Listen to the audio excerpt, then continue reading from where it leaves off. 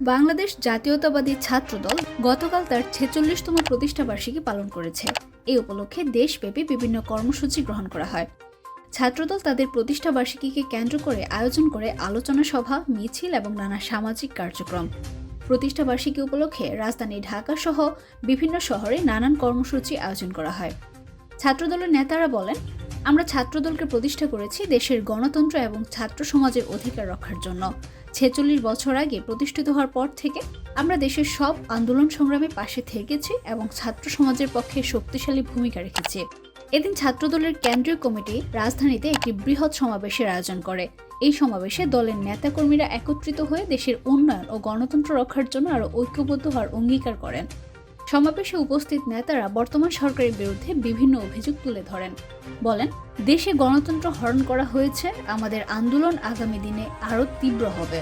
ছাত্রদলের প্রতিষ্ঠাবার্ষিকী উপলক্ষে সংগঠনের সভাপতি ও সাধারণ সম্পাদক বিভিন্ন শহরের ইউনিটের নেতাদের সঙ্গে আলোচনা করেন এবং তাদেরকে সংগঠনের উদ্দেশ্য ও কর্মসূচির বিষয়ে অবহিত করেন।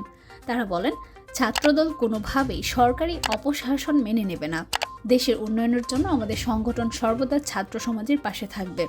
কর্মসূচির অংশ হিসেবে ঢাকা, চট্টগ্রাম, রাজশাহী, বরিশাল সহ দেশের বিভিন্ন জায়গায় ছাত্রদলের নেতাকর্মীরা বিক্ষোভ মিছিল ও সমাবেশ আয়োজন করেন।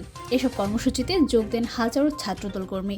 ছাত্রদলের নেতারা তাদের বক্তব্যে বলেন, গণতান্ত্রিক অধিকার ফিরিয়ে আনতে, দেশের মানুষের ভোটের অধিকার প্রতিষ্ঠা করতে এবং স্বাধীনতার চেতনায় এগিয়ে যেতে ছাত্রদল প্রতিনিয়ত কাজ করে যাচ্ছে। এছাড়া ছাত্রদল প্রতিষ্ঠাবার্ষিকী উপলক্ষে সংগঠনের সদস্যরা বিভিন্ন সামাজিক কর্মকাণ্ডে অংশগ্রহণ করেন, যেমন রক্তদান, দরিদ্রদের মাঝে খাদ্য বিতরণ ও শিক্ষা উপকরণ প্রদান। এই আয়োজনগুলোতে ছাত্রদলের নেতারা জনগণের পাশে থাকার অঙ্গীকার পুনর্ব্যক্ত করেন।